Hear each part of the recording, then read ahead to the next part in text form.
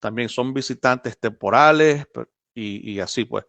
Entonces en griego la otra palabra extranjero es paroikos. Paroikos. Paroikos significa vecino o residente permanente. ¿Okay? Esta persona, a diferencia del otro, Xenos, este sí es un residente permanente, no es extraño, no es una persona, un visitante temporal, sino que esta palabra lo que está queriendo decir es que es un residente, ya vive ahí, en la comunidad y todo eso.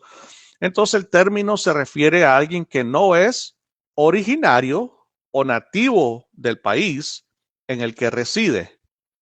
Es alguien que vive en un lugar sin derecho a la ciudadanía. O sea que, como por ejemplo aquí, hermanos, sabemos que en los Estados Unidos y en cualquier otra nación, honestamente, puede vivir ahí uno, puede hasta llevar años viviendo ahí, pero sin tener la ciudadanía, sino que solamente eh, ser residente, permanente. Y ya con el tiempo puede uno describir a un extranjero es ger. Ger significa alguien que no es israelita, que reside en Israel de forma permanente y acepta las leyes básicas de Israel. No son étnicamente israelitas, pero están socialmente integrados. Y entonces esta palabra ger es la palabra hebrea que la Septuaginta es nada más la traducción del Antiguo Testamento en griego. Entonces, esta palabra en la Septuaginta y en el Nuevo Testamento es la palabra que traducen como paroikos, el que acabamos de ver, que usa aquí este pasaje, paroikos, que es un residente pero permanente. Entonces, es la misma palabra sinónimo con ger en hebreo. La palabra hebrea para describir a un extraño, que es la palabra que vimos, senos, es nokri. En hebreo, nokri, significa alguien ajeno al pueblo y al pacto de Israel, que no tiene residencia a largo plazo ni derechos formales dentro de Israel. No es residente permanente, sino temporal. O sea que así como alguien, como senos, pues que alguien nada más un visitante temporal, no vive, está de manera ahí temporal nada más. La persona es un forastero desde el punto de vista étnico y religioso, o sea que no hay ningún vínculo con la etnia del país donde está, ni comparte la religión de los habitantes nativos de ahí. Alguien que no está integrado en la sociedad israelita. O sea, a diferencia de los ger, que ellos sí son aceptados dentro de la sociedad de los israelitas, esta persona nokri no lo es. Entonces, esta es la palabra hebrea que se traduce al griego xenos. ¿Okay? No sé si la hermana, ok, todavía parece que no ha entrado la hermana Erika. Entonces, así pues, los extranjeros y los extraños son personas de otras etnias y países. Entonces los creyentes gentiles que antes eran considerados extranjeros y extraños. Y entonces, hermano, como me gusta cuando la Biblia usa esta frase, pero ahora son conciudadanos del pueblo de Dios, Israel, y participan del reino de Dios. Entonces los extranjeros, hermanos, son aquellos que viven en tierra ajena y no tienen los derechos ni los privilegios de los ciudadanos. Se les considera forasteros. Como les digo yo, como cualquier otra nación, hay ciertas derechos, hay ciertos beneficios, ciertos privilegios de un ciudadano en contraste a alguien que no es ciudadano en cualquier otra nación. Pero entonces aquí la Biblia está diciendo que nosotros ahora somos conciudadanos del pueblo de Dios, de Israel. Antes se los consideraba extraños y extranjeros, pero los creyentes que eran extranjeros ahora son miembros de la familia de Dios. Han sido adoptados y se les han concedido todos los derechos, privilegios y responsabilidades de los hijos de su Padre Celestial. Vámonos a Efesios capítulo 1, versículo 5. Dice así: nos predestinó para adopción como hijos, para sí, mediante Jesucristo, conforme a la buena intención de su voluntad. Ahora nosotros, que antes éramos extraños y extranjeros, el Señor ahora nos adoptó como hijos mediante Jesucristo. O sea que ya somos parte de la familia de Dios, ¿ok? Que antes no lo éramos, estábamos afuera y ahora sí venimos a ser, por formar parte de la familia de Dios. En el versículo, regresando a Efesios, versículo 19, donde de la palabra que usa aquí como conciudadanos, o sea que dice que ya no son extraños ni extranjeros, sino que son conciudadanos. La palabra traducida como conciudadanos es sum politeis. Sum politeis significa nativo de la misma ciudad, que posee la misma ciudadanía que los demás. Implica una integración legal plena y no parcial.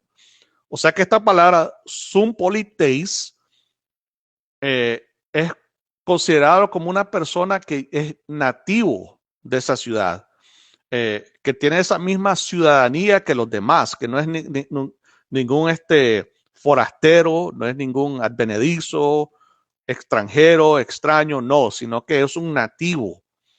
Entonces esa es la palabra que usa aquí el Nuevo Testamento para describir ahora a los cristianos gentiles, que ahora nosotros somos igual que el resto del pueblo de Dios, igual que los judíos creyentes, los gentiles creyentes, comparten la misma ciudadanía. Somos nativos todos del pueblo de Dios, del Israel de Dios. ¿verdad?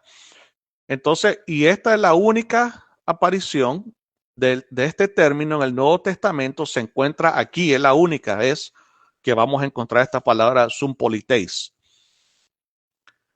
Pablo acaba de proclamar que Cristo ha hecho uno, derribando el muro que separaba a judíos y gentiles. Culmina esta idea afirmando que los creyentes gentiles ya no son forasteros, sino conciudadanos de los santos y miembros de la familia de Dios. Por lo tanto, la palabra funciona como una reafirmación culminante de plena inclusión en la comunidad del nuevo pacto. Eso es, hermano. O sea que ahora nosotros tenemos la plena inclusión en la comunidad del nuevo pacto, en este pueblo de Dios, en el Israel de Dios. ¿Ok? Los gentiles son injertados en la comunidad del nuevo pacto prometido en el Antiguo Testamento. O sea que esto de la comunidad que iba a ser parte del nuevo pacto que Dios iba a hacer, esto fue ya prometido en el Antiguo Testamento. Esto no era nada nuevo. puede ser de que no se podía ver de manera clara.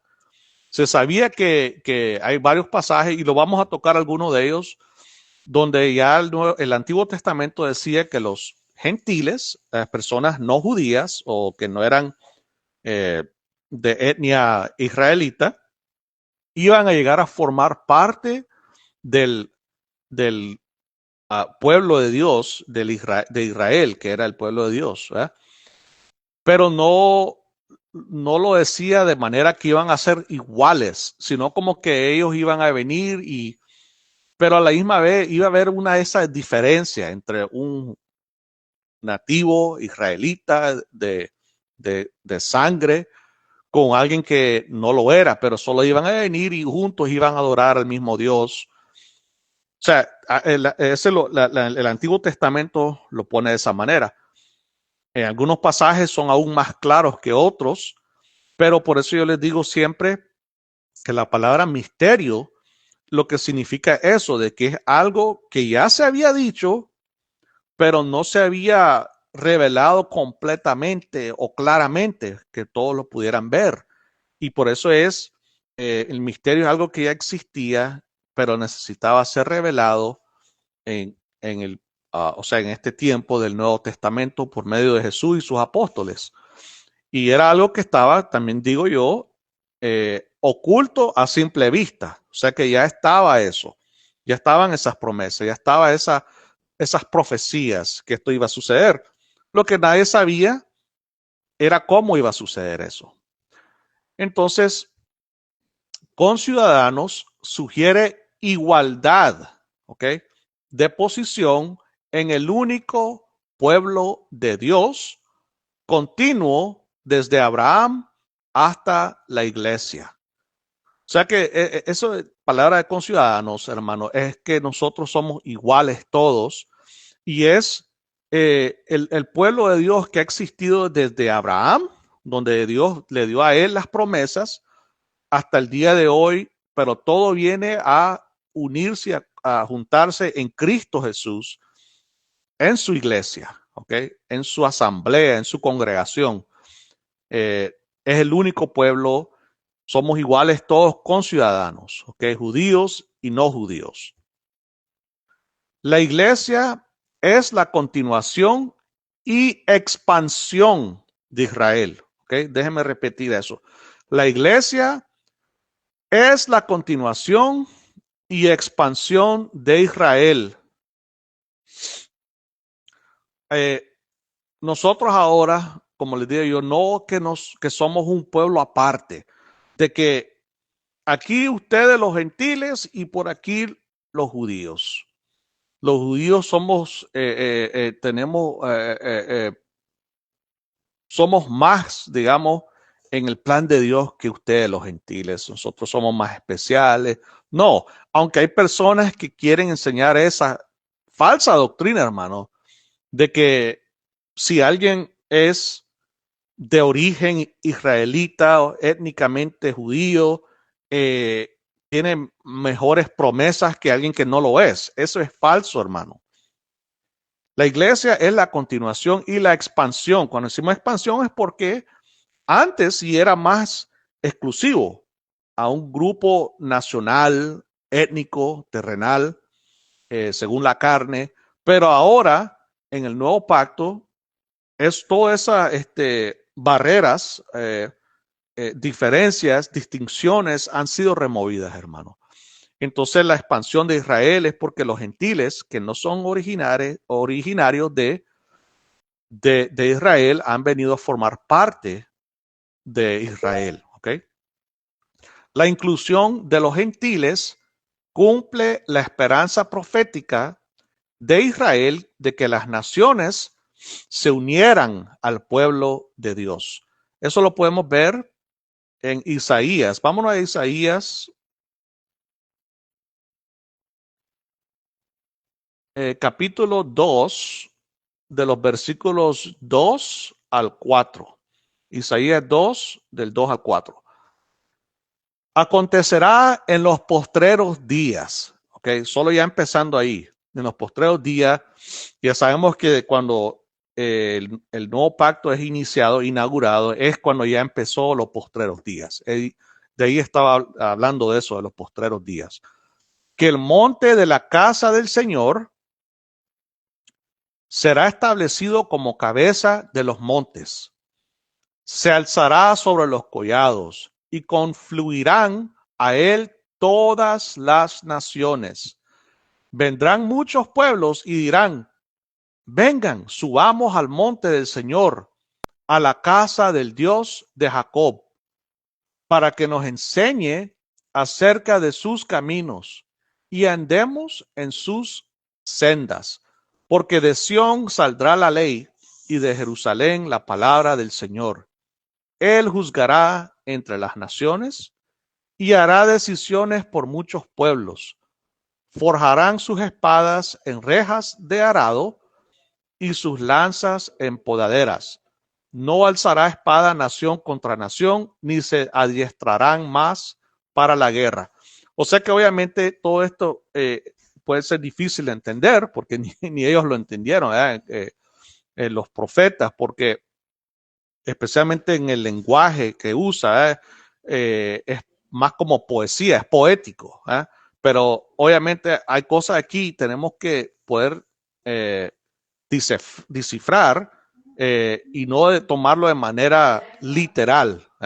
Cuando obviamente habla de que las espadas van a ser en rejas de arado y sus lanzas en podaderas, lo que está queriendo decir es que va a haber paz.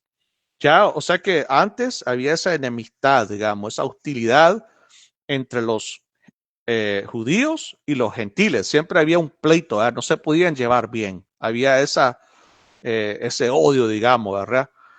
Pero aquí ahora va a haber una paz entre los judíos y los gentiles. Juntos van a poder venir al monte del Señor, como dice aquí, el monte de la casa del Señor.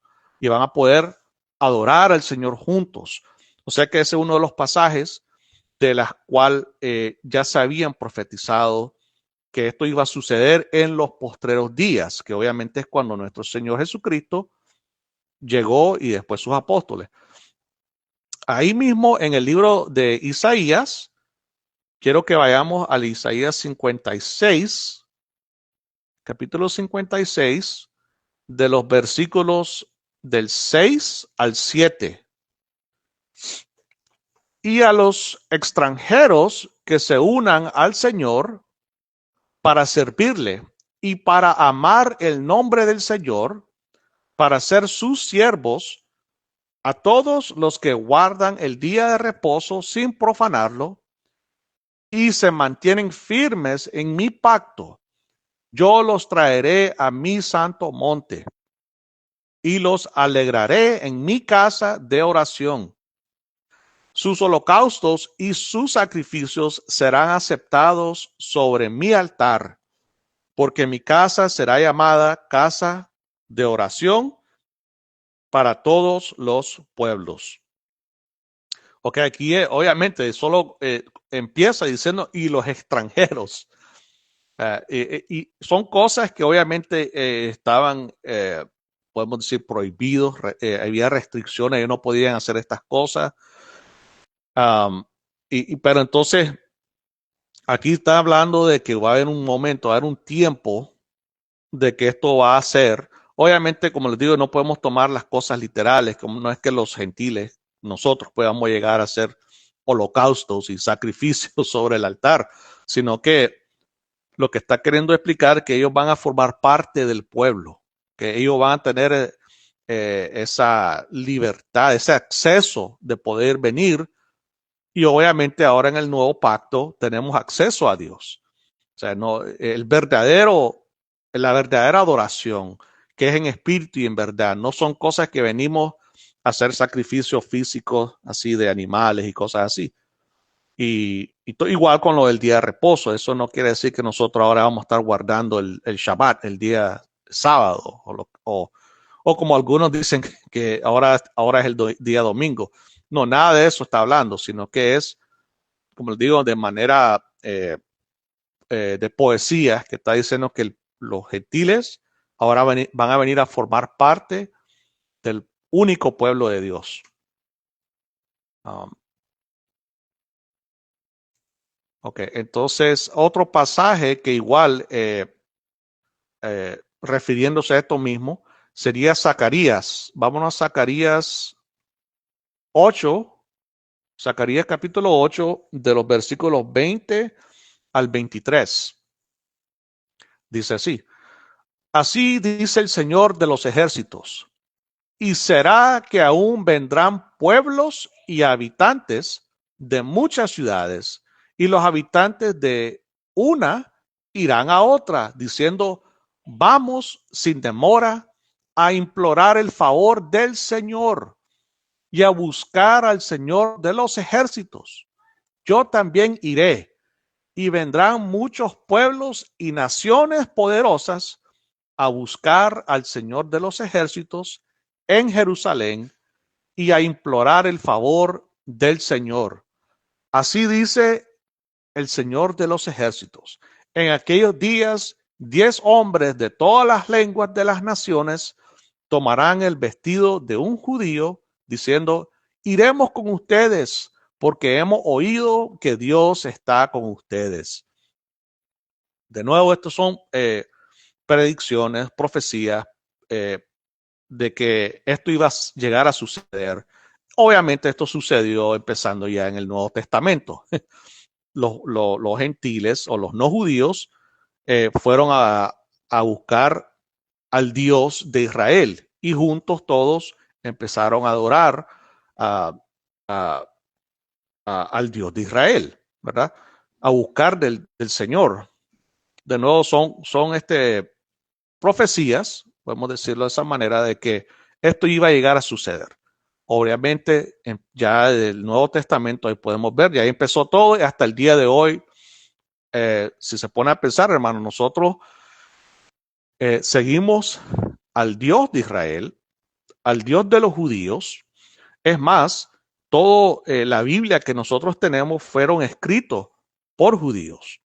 Por eso, como dice aquí el 23, de aquellos días 10 hombres, todas las lenguas y naciones tomarán del vestido a un judío diciendo, iremos con ustedes porque hemos oído que Dios está con ustedes. ¿Okay? Por eso yo no entiendo por qué hay personas, porque les digo yo siempre, de que hay posturas que enseñan que estas cosas no han sucedido, que tienen que suceder de manera literal, como que nosotros, hermanos, vamos a andar buscando a una persona judía y queriendo agarrarlo, vamos, no te quiero soltar, que quiero ir contigo, que quiero, que sabemos que Dios está con usted. No, hermanos, dicen que esto va a suceder en el milenio y cosas. No, hermano, esto ya empezó desde el Nuevo Testamento, en el primer siglo hasta el día de hoy, hermano. Nosotros es que seguimos al Dios de Israel, al Dios de los judíos, ¿verdad? Seguimos a lo que los judíos mismos escribieron en la Biblia. Entonces, son todas estas promesas, hermanos, de que ya estamos viviendo. Entonces, hermanos, no se trata de reemplazar a Israel, ¿ok? Sino de incorporar a los gentiles al pueblo prometido, al pueblo de Israel, pueblo de Dios de Israel. O sea que igual está eso de que nos acusan a nosotros, que creemos de esta manera como que querer reemplazar a Israel, y eso es mentira. Nosotros estamos siendo incorporados. Como lo que ya se había dicho en el Antiguo Testamento es algo que se ha cumplido, hermano, y se sigue cumpliendo en estos días. No hay nada de eso de reemplazar a Israel. Porque igual aquí existen todavía judíos étnicos dentro del Israel de Dios. Y así siempre va a ser. Va a haber personas de todas las etnias, de todas las naciones, de todas las nacionalidades, ¿verdad? Entonces, los extranjeros, los xenos o paroicos, son aquellos que antes estaban excluidos y ahora son acogidos. Pablo ve la iglesia como la realización de la comunidad restaurada de Israel, compuesta por judíos y gentiles. ¿Ok? Nosotros somos la restauración que igual el Antiguo Testamento había predicho, había profetizado, había eh, prometido que iba a suceder. Entonces Pablo y los escritores del Nuevo Testamento, inspirados por el Espíritu Santo de Dios, nos están queriendo explicar que lo que nosotros estamos viviendo, los que estamos en el nuevo pacto, dentro de la iglesia, en Cristo, somos la restauración de Israel. ¿Ok?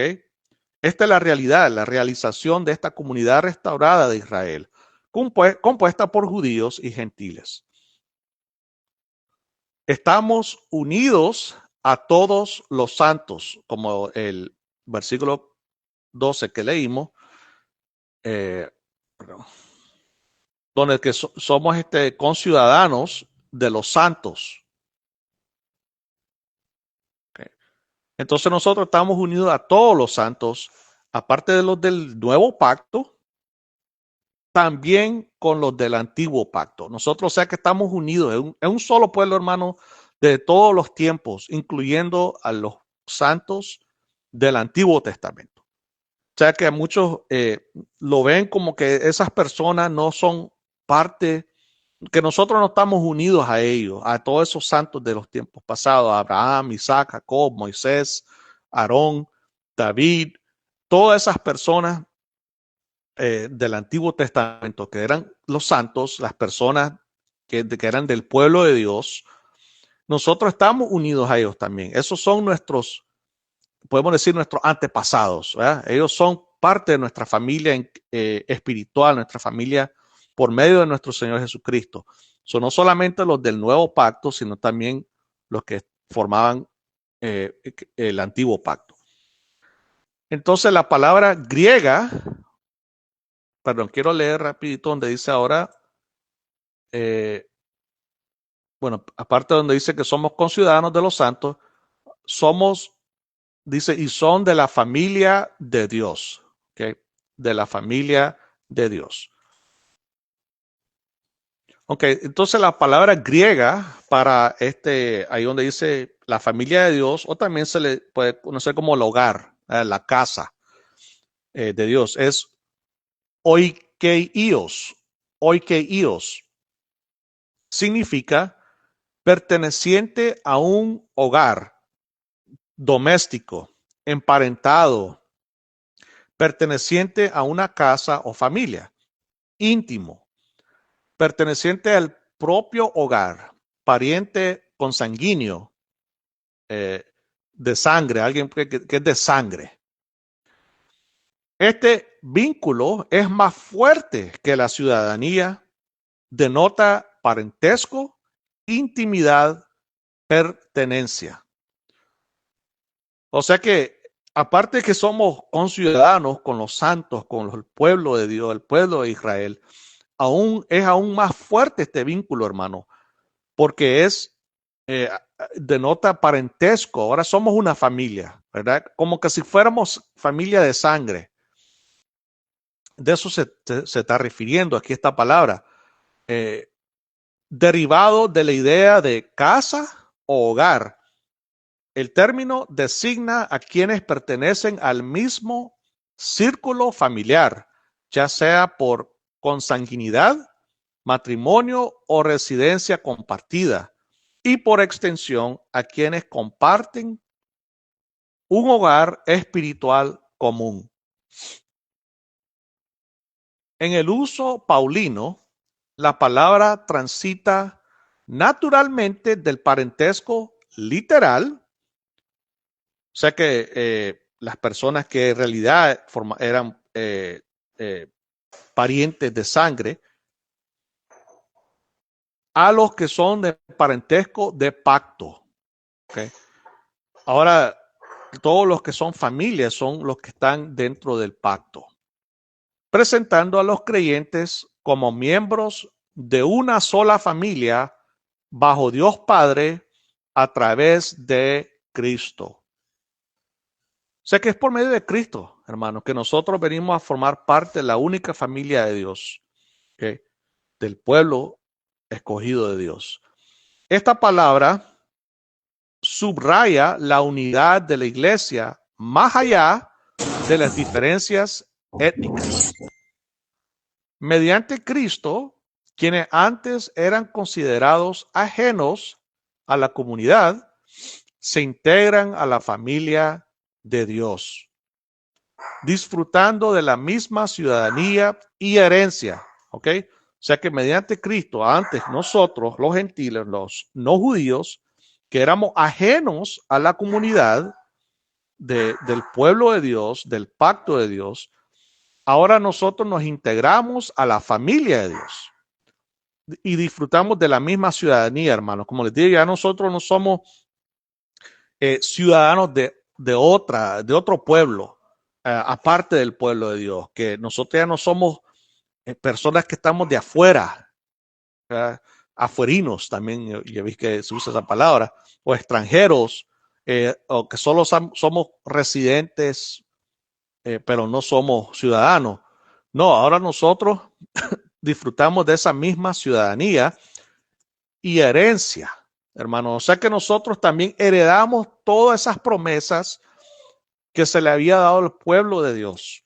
O sea que no hay, porque algunos quieren decir, ok, bueno, está bien, nosotros somos iguales, somos del mismo pueblo de Dios, pero hay alguna herencia, algunas de las promesas que Dios había hecho que no nos pertenece, no les pertenece a los gentiles, sino que solamente a los judíos. Igual, como yo digo, hermano, también es falso de decir que hay algo que es para los judíos y algo que no es para los gentiles. Eso es mentira. Nosotros recibimos toditas las promesas, recibimos toda la herencia de nuestro Padre, o sea, de nuestro Padre Celestial. No es que nosotros recibimos algo menos o más que otros, somos todos iguales, todos recibimos lo mismo. Tal vez más adelante hablo de eso porque yo sé que uno de los argumentos que hacen los que creen de esa manera es que, por ejemplo, la tierra, esa es una promesa que no nos compete a nosotros los gentiles, no es para nosotros, no nos pertenece, sino que es solamente para los judíos. O sea que están haciendo una distinción ahí, hermanos. Si se ponen a pensar, están haciendo una distinción. Cuando la palabra es clara, donde dice que ya no hay distinción, ¿ok? No hay diferencia entre los judíos y gentiles. Si ellos van a recibir la tierra, que sabemos que también la tierra en sí era un tipo de algo más de la tierra, podemos decir, de todo el mundo, o especialmente del pueblo de Dios, que no es, digamos, de esta tierra física, sino que es algo, estamos esperando un pueblo celestial. O sea que todo eso era nada más un tipo. Pero si nos queremos decir de que los judíos, a ellos les pertenece una tierra allá en el Medio Oriente, pues entonces nosotros podemos decir, ok, pues también a nosotros nos pertenece, porque somos un solo pueblo, no hay diferencia. Pero sabemos que no, hermano, no vamos a llegar allá y decirle, hey, tocar la puerta de alguna casa ahí, disculpe, tienen que desalojar porque esto todo nos pertenece, tienen que irse, porque somos cristianos y compartimos las mismas promesas que estos otros cristianos judíos. No, hermano, eso como les digo, es un, es algo que no es cierto, ¿ok? Que es una doctrina errónea, hermanos, ¿ok? Bueno, entonces la casa o templo espiritual se edifica sobre el fundamento de los apóstoles y profetas. Probablemente, quiero leer donde está hablando ahí, ya llegando al versículo 20, dice, están edificados sobre el fundamento de los apóstoles y profetas. Probablemente Pablo se refiere a los apóstoles y profetas del Nuevo Testamento, aquellos elegidos, comisionados y enviados por Jesús. Lo que pasa es que hay un debate entre los eruditos, los académicos, donde dicen que si está hablando, si aquí se está refiriendo a los a los profetas del Antiguo Testamento o a los profetas del Nuevo Testamento o a los profetas de ambos, de los Antiguo y Nuevo Testamento. Pero hay un versículo que como que yo me inclino más a lo que se está hablando del Nuevo Testamento, de los profetas del Nuevo Testamento. Y ese es Efesios, vámonos a Efesios 3:5. Efesios 3:5 dice que en otras generaciones no se dio a conocer a los hijos de los hombres como ahora ha sido revelado a sus santos apóstoles y profetas por el Espíritu. Obviamente, aquí está hablando que antes todas estas cosas no se había revelado, sino que ahora a sus santos apóstoles y profetas. Por eso, obviamente, está hablando de los profetas del Nuevo Testamento. Por eso es que yo me inclino y muchos también se inclinan a que aquí el apóstol se está refiriendo a los profetas del Nuevo Testamento. Así, los creyentes se edifican sobre la enseñanza autorizada y normativa de los apóstoles y profetas, proveniente de la revelación divina. Obviamente, ellos hablaban de parte de Dios, ¿verdad? Por eso que nosotros tenemos ahora en nuestras manos las escrituras de todo lo que los apóstoles y profetas del Nuevo Testamento enseñaron. La piedra angular, quiero leer aquí donde dice Efesios, siempre el versículo 20, donde dice que siendo Cristo Jesús mismo la piedra angular. Ok, entonces la piedra angular es la más importante del fundamento. Ok, en la antigüedad, hermano, para construir un gran edificio, primero se ponía esa piedra angular que era inmensa, era una piedra grandísima, hermano, bien pesada, y de ahí es que se ponía después el fundamento. Era lo principal, la piedra angular del fundamento, pues soporta el peso del edificio y une firmemente los muros. O sea que ahí está hablando, hermano, de que nuestro Señor Jesucristo es lo principal, es lo más importante de todo este edificio que Dios está creando en todos los creyentes. Y también Isaías había también predicho eso, hermano, había profetizado de que esto iba a suceder. Si vamos a Isaías 28, 16. Isaías 28, 16 dice, por tanto, así dice el Señor Dios, miren, yo pongo por fundamento en Sión una piedra probada, angular, preciosa, fundamental, bien colocada. El que crea en ella no será perturbado. De nuevo, hermano, aquí está hablando pues de esa piedra que Dios iba a poner, que es nuestro Señor Jesucristo, pero también que eran los que iban a creer en Él, los que iban a poder disfrutar, a poder recibir las bendiciones de Dios. Los que creen, no los que no creen. Obviamente los incrédulos no forman parte de aquí. ¿Qué es lo otro que nosotros hemos estado queriendo averiguar? Si quienes forman parte del Israel de Dios, obviamente solamente los creyentes. O sea que aún aquellos que son de etnia judía, pero si son incrédulos, ellos no forman parte de este pueblo de Dios. Otro pasaje, ahora yéndonos al Nuevo Testamento, hablando de esto mismo, es Primera de Pedro. Primera de Pedro, capítulo 2, de los versículos 4 al 6. Y viniendo a él como a una piedra viva, desechada por los hombres, pero escogida y preciosa delante de Dios. Hablando aquí de nuestro Señor Jesucristo. Pero también refiriéndose a nosotros, el versículo 5 empieza diciendo, también ustedes como piedras vivas sean edificados como casa espiritual para un sacerdocio santo, para ofrecer sacrificios espirituales aceptables a Dios por medio de Jesucristo. Pues esto se encuentra en la Escritura, y es lo que acabamos de leer. Yo pongo en Sión una piedra escogida, una preciosa piedra angular, y el que crea en él no será avergonzado. ¿Okay?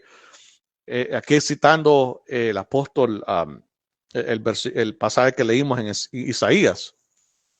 Pero lo otro interesante de eso es que nosotros formamos parte de esa casa, de ese templo. Somos como piedras vivas, dice. Y no que nosotros, como dije anterior, que no vamos a venir a ofrecer sacrificios literales o físicos, sino aquí dice que nosotros vamos a ofrecer sacrificios espirituales. Van a ser aceptados porque van a ser por medio de nuestro Señor Jesucristo. ¿Okay? Es algo, como le digo, es el cumplimiento de todas estas profecías que se habían dado, hermanos, que iba a llegar un tiempo en los postreros días que esto iba a suceder.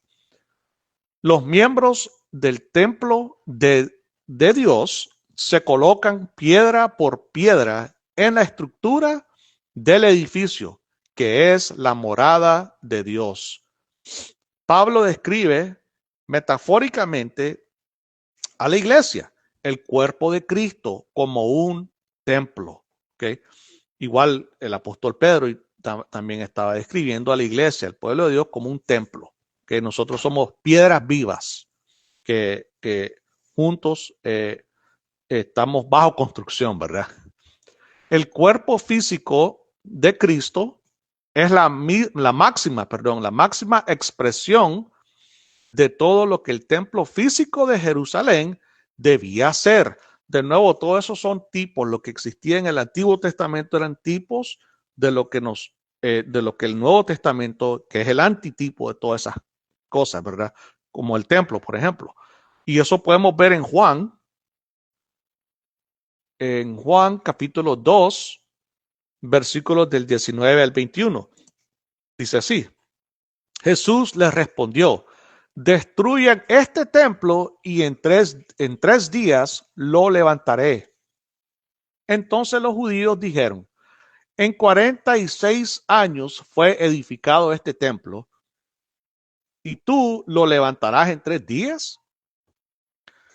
Pero él hablaba del templo de su cuerpo, nos dice el apóstol Juan. O sea que el templo del que está hablando es su cuerpo. Él es la máxima expresión de ello, del templo de Dios, porque ahí es donde reside la presencia de Dios, el poder de Dios. Sabemos porque obviamente Él es Dios. Igual, si vamos a Mateo 12, 6, dice: pues les digo que algo mayor que el templo está aquí.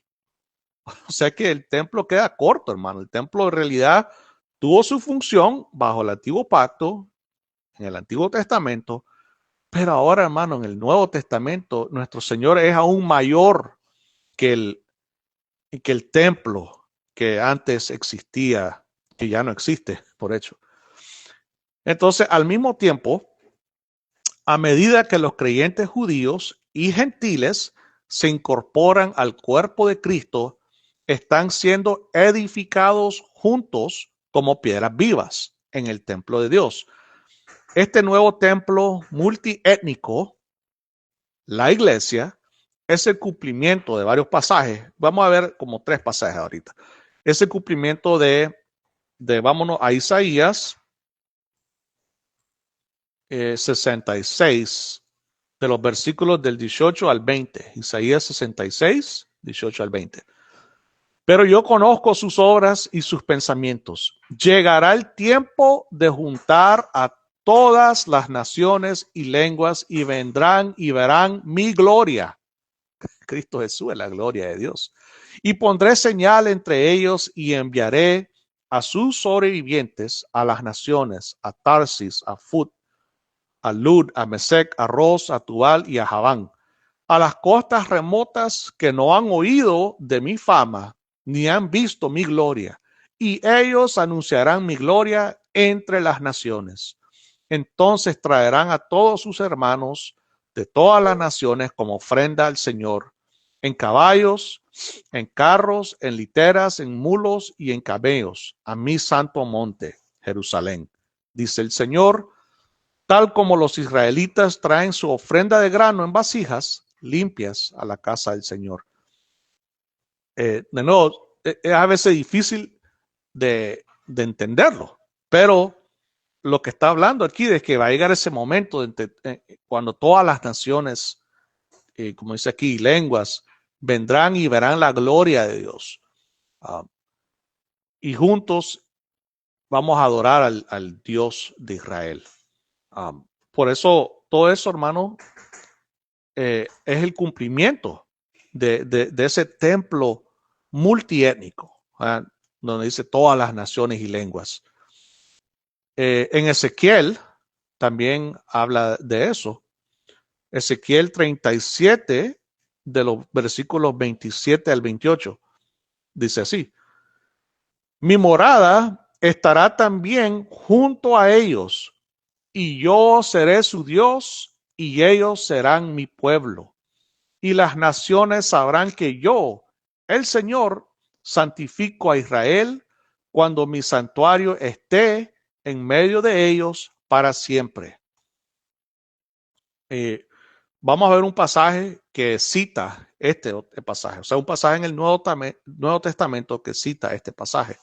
Y aquí obviamente está hablando de que Dios va a tener su morada entre su pueblo, que Él será su Dios y ellos serán mi pueblo, y todo el mundo sabrá, las naciones, que Él santifica a Israel. Ya sabemos que aquí, hermanos, era predicciones futuras, profecías, donde obviamente el Israel del nuevo pacto, el Israel del Nuevo Testamento, el Israel, algunos pueden decir el nuevo Israel, el Israel renovado, el Israel restaurado, o sea que el Israel de Dios, la iglesia. Y aquí su santuario, o sea, su presencia va a estar en medio de ellos. Por eso aquí les digo que en el Nuevo Testamento, el apóstol Pablo, inspirado por el Espíritu Santo, dice que aquí nosotros cumplimos, somos el cumplimiento de esas profecías. En 2 de Corintios capítulo 6, versículo 16, dice así: ¿o qué acuerdo tiene el templo de Dios con los ídolos?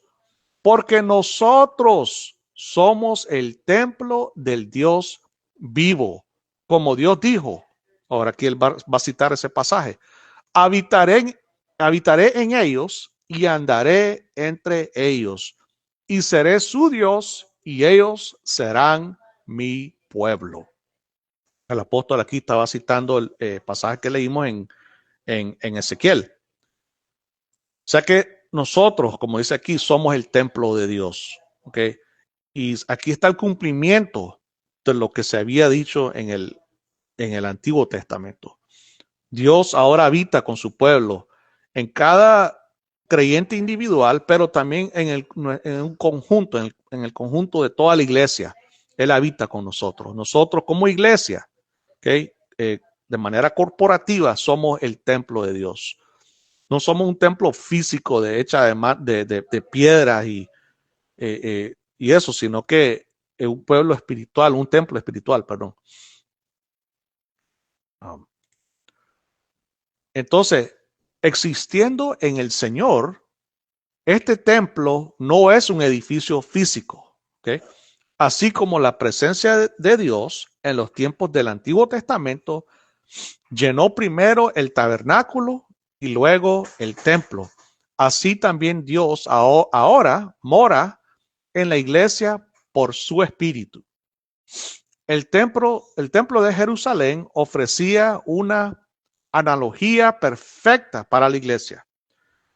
Era el lugar donde Dios manifestaba su presencia al pueblo de Israel. El templo de Jerusalén, hermanos, en tiempos de Pablo, también tardó mucho en construirse. Josefo era un historiador judío. Él nos informa que la construcción del templo de Herodes, así se le conocía el templo de Herodes, comenzó alrededor del año 20 antes de Cristo. el año 20 antes de Cristo. Y que las obras en el recinto del templo no se completaron hasta principios de la década del 60 después de Cristo, o sea, en los años 62, creo, algo así. En otras palabras, la obra continuaba mientras Pablo escribía esta carta. Sin embargo, Dios había terminado con el templo físico en Jerusalén. Ya eso ya no tenía ninguna relevancia, hermano, era irrelevante. Y era un edificio precioso, hermano. Muchos dicen que era de los edificios más preciosos en la antigüedad, hermano, ese templo inmenso. Y como le digo, era, wow. Pero ese templo, hermano, Dios ya había terminado con él. Eso ya no tenía nada que ver con él, con su pueblo, con su presencia. Ese nada más era un edificio vacío, hermano. Ahí no tenía nada. Lo estaba reemplazando con un templo más precioso, si nos ponemos a pensar, compuesto por personas llenas de su espíritu, del Espíritu Santo. Este templo espiritual también está en construcción. Se le añaden personas y Dios las moldea y transforma para reflejar su santidad y pureza. El pueblo de Dios es el templo de Dios. Oiga esta parte preciosa. Aquellos que antes estaban excluidos del templo, ahora son el templo. Nosotros, hermanos, que antes como gentiles estábamos excluidos del templo, pero ahora nosotros venimos a ser parte de ese templo. Somos el templo, el verdadero templo de Dios. ¿Ok? O sea que Dios reemplazó ese templo físico por el templo espiritual, que somos nosotros, el pueblo de Dios. De nuevo, judíos y gentiles, porque eso ya no tiene nada que ver tampoco, hermano. Quiero que vayamos ya para cerrar aquí, Efesios capítulo 1. Efesios capítulo 1, de los versículos 17 al 19. Pido que el Dios de nuestro Señor Jesucristo, el Padre de gloria, les dé espíritu de sabiduría y de revelación en un mejor conocimiento de Él. Mi oración es que los ojos de su corazón les sean iluminados para que sepan cuál es la esperanza de su llamamiento, cuáles son las riquezas de la gloria de su herencia en los santos y cuál es la extraordinaria grandeza de su poder para con nosotros los que creemos, conforme a la eficacia de la fuerza de su poder. O sea que todo este estudio que hemos estado haciendo, hermanos, ¿por qué? O sea, ¿por qué era necesario que nosotros aprendiéramos de esto? ¿Por qué era necesario que nosotros supiéramos de esto? Porque nosotros necesitamos saber quiénes somos ante Dios en Cristo. Muchos creyentes no saben, hermano, los beneficios que tenemos, los privilegios, la herencia que tenemos. Necesitamos saber cuál es la esperanza de nuestro llamado. Necesitamos saber que tenemos nuestra herencia con los santos del pasado, del Antiguo Testamento, igual con los ya en el Nuevo Testamento. Nosotros tenemos esa herencia. Nosotros venimos a heredar, porque si estamos en Cristo, somos los herederos de todas esas promesas que Dios había hecho en el Antiguo Testamento. Nosotros necesitamos saber que somos el Israel del nuevo pacto, la iglesia de Cristo. Por eso es, hermanos, que nosotros necesitamos saber esto. Era necesario hacer este estudio, hermano, esta serie, porque muchos creyentes, muchos cristianos no lo saben. Yo era uno de ellos antes, hermano. Yo no ponía, no juntaba todo en la Biblia, toda la escritura, hermano, que es un solo libro orgánico donde viene a explicar quiénes son los que pertenecen a Dios, el pueblo de Dios.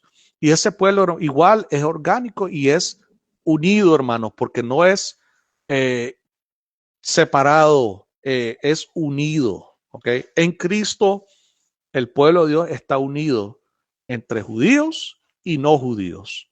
Nosotros, los gentiles, formamos parte de ese único pueblo de Dios, siempre el pueblo de Israel, pero a diferencia que ahora estamos en el Israel del nuevo pacto, ¿ok? Que es la iglesia de Cristo. La iglesia lo que significa es la asamblea o la congregación o la comunidad en Cristo, ¿ok?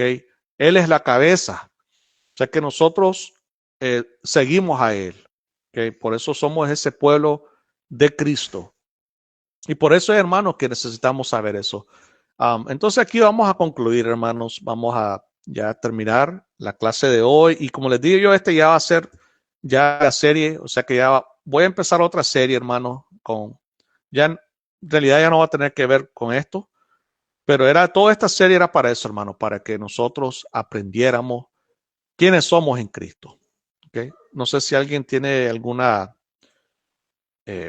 comentario, alguna pregunta.